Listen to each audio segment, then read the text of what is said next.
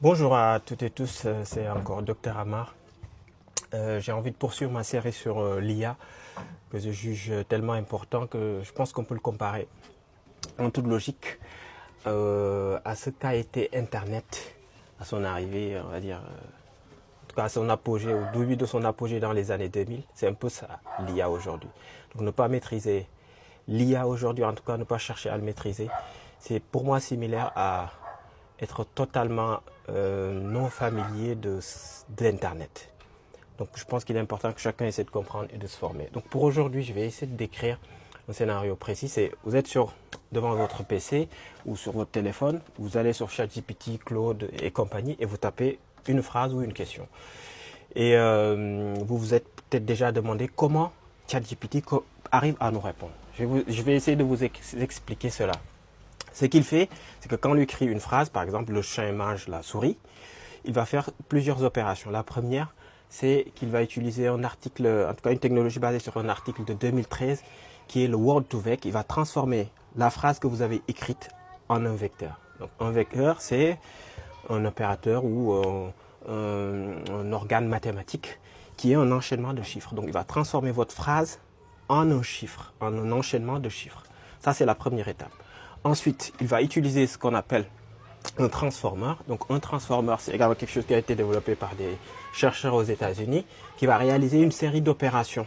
Donc ces transformers-là utilisent ce qu'on appelle un mécanisme d'attention, c'est-à-dire qu'ils vont essayer de comprendre pour chaque mot qu'est-ce qui l'entoure et pouvoir délivrer une réponse. Donc ce transformer, c'est comme une matrice finalement qui va effectuer une opération sur les vecteurs pour donner une réponse en sortie. Ensuite, il y a ce qu'on appelle, donc ce transformer-là, il est basé aussi, il va utiliser une autre technologie qui a été développée par des chercheurs de Google, notamment BERT. Donc BERT, c'est un vecteur multidimensionnel qui lui prend en compte le fait que votre phrase de départ a été découpée en un vecteur, donc en un enchaînement de chiffres, mais aussi prend en compte son contexte, donc ce qu'on appelle les contextual embedding. Et donc c'est un vecteur de 768 ou de 1024 dimensions, donc un très grand vecteur, donc un très grand enchaînement de chiffres. Donc finalement, votre phrase de départ devient un enchaînement de chiffres, d'où l'importance des mathématiques dans tout ce qui est lié à l'IA.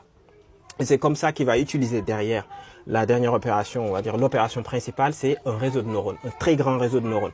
Donc si vous ne savez pas ce que c'est, les réseaux de neurones, c'est une représentation abstraite des neurones biologiques. Vous savez, quand je me touche le bras ou quand je vois une couleur, l'information, elle parvient à mon cerveau grâce aux neurones. Donc les neurones vont transmettre cette information électrique à mon cerveau. Donc c'est ce fonctionnement biologique qu'on a mimé, donc c'est un peu ce qu'on appelle du biomimétisme, qu'on a mimé pour construire quelque chose d'abstrait qui est capable, sur un très grand réseau de neurones, de fonctionner comme ça, de transformer des petits mots ou des bouts de phrases en des tokens, donc on appelle ça des tokens.